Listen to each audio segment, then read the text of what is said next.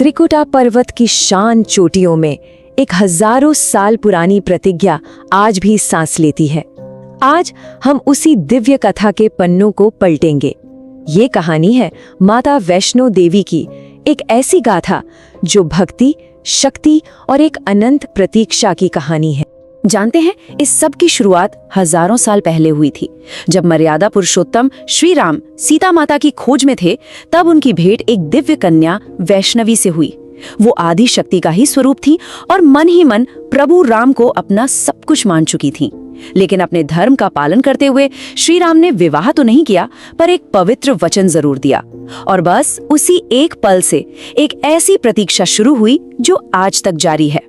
श्री राम के उसी एक वचन को पूरा करने के लिए माता वैष्णवी ने त्रिकुटा पर्वत को अपनी तपस्थली बना लिया। अब ये कोई आम तपस्या नहीं थी, नहीं, ये तो कलयुग में अपने आराध्य से मिलने का एक अटूट संकल्प था। उनकी हर सांस, हर पल बस उसी एक इंतजार को समर्पित हो गया। सदियां गुजर गईं, देवी अपनी तपस्या में लीन थीं। अब कहानी का रुख कटरा के पास बसे एक छोटे से गांव हंसली की तरफ मुड़ता है।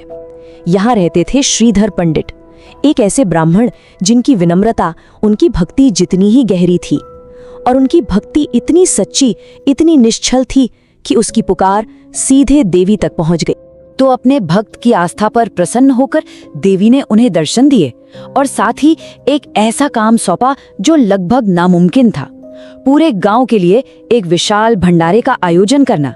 जरा सोचिए, एक गरीब ब्राह्मण के लिए ये कितनी बड़ी चुनौती रही होगी। लेकिन उनकी श्रद्धा किसी पर्वत की तरह ही अडिग थी। और फिर देवी की करुणा का चमत्कार हुआ। एक छोटी सी कन्या का रूप लेकर स्वयं माता ने अपने दिव्य योग बल से हर एक मेहमान को खाना परोसा। अन्न के भंडार कभी खाली ही नहीं हुए और वो पूरी जगह एक अद्भुत, एक दिव्य आनंद से जगमगा उठी। पर कहते हैं ना, जहाँ दिव्यता होती है वहाँ अहंकार उसे चुनौती देने जरूर पहुँचता है। उस भंडारे में एक विध्वंसक शक्ति आई, तांत्रिक भैरवनाथ।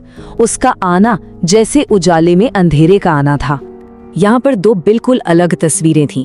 एक तरफ थे श्रीधर पंडित, जो भक्ति और विनम्रता की जीती जागती मूर्त थे, और दूसरी तरफ था भैरवनाथ, अहंकार और द्वेष का चलता फिरता रूप। ये असल में प्रकाश और अंधकार का सीधा टकराव था। भैरवनाथ ने उस छोटी सी कन्या की दिव्य शक्ति को ललकारा। उसकी बुरी नीयत को पहचानकर माता वैष्णवी वहां से त्रिकुटा पर्वत की ओर चली गईं। भैरवनाथ ने उनका पीछा करना शुरू कर दिया और यहीं से इस कहानी का तनाव अपने चरम पर पहुंचना शुरू हो गया। अब कहानी अपने सबसे निर्णायक मोड़ पर आ पहुंचती है। जैसे जैसे भैरवनाथ का अहंकार और उसका दुस्साहस बढ़ता जा रहा था, वैसे वैसे देवी का संकल्प भी अपने अंतिम रूप में आने को तैयार हो रहा था। त्रिकुटा पर्वत पर माता एक गुफा में 9 महीनों के लिए गहरे ध्यान में चली गईं। अपनी इस तपस्या की रक्षा के लिए उन्होंने अपने सबसे बड़े भक्त हनुमान जी का आवाहन किया और वीर हनुमान तुरंत वहां प्रकट हुए और गुफा के दरवाजे पर एक अजय प्रहरी की तरह खड़े हो गए।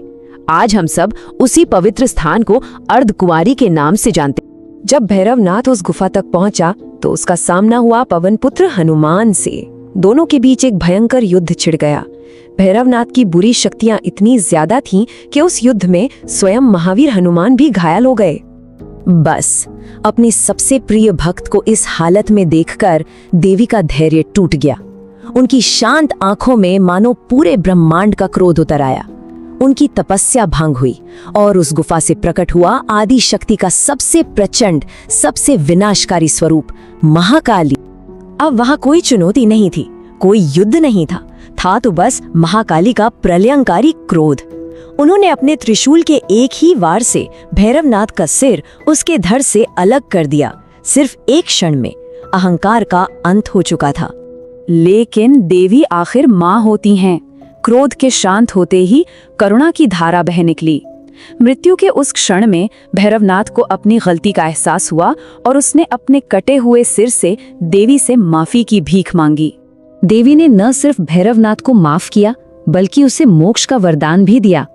उन्होंने ये नियम बनाया कि उनकी यात्रा पर आया कोई भी भक्त जब तक भैरवनाथ के दर्शन नहीं करेगा, उसकी यात्रा पूरी नहीं मानी जाएगी। और इस तरह जो भैरवनाथ कभी अहंकार का प्रतीक था, वो देवी की अपार करुणा से मोक्ष पाकर भक्तों की यात्रा का एक जरूरी हिस्सा बन गया। ये क्षमा की शक्ति का शायद सबसे बड़ा उदाहरण है। भैरवनाथ का तो अंत हो गया, पर माता की कहानी का नहीं। कहानी का धागा अब वापस उनके पहले भक्त श्रीधर पंडित से आकर जुड़ता है। कुछ समय बाद माता वैष्णवी ने श्रीधर पंडित को सपने में दर्शन दिए और उन्हें त्रिकुटा पर्वत पर अपनी उस पवित्र गुफा का रास्ता दिखाया। श्रीधर ने उस रास्ते को ढूंढ निकाला और दुनिया को उस पवित्र धाम के बारे में बताया, जो आज करोड़ों लोगों की आस्था का सबसे बड़ा केंद्र है। तो ये अमर कथा हमें सिखाती क्या है? ये हमें बताती है कि सच्ची भक्ति और अटूट श्रद्धा से बड़ी कोई ताकत नहीं है। ये याद दिलाती है कि धर्म की रक्षा सबसे ऊपर है और देवी अपने सच्चे भक्तों की पुकार सुनकर हमेशा प्रकट होती हैं। माता वैष्णो देवी आज भी उसी गुफा में 3 पवित्र पिंडियों के रूप में अपनी तपस्या में लीन है। वो अपने वचन के पूरा होने का, अपने आराध्य के आने का इंतजार कर रही हैं। ये हजारों सालों की प्रतीक्षा आखिर कब पूरी होगी? ये सवाल आज भी त्रिकुटा की वादियों में गूंजता है। जय माता दी।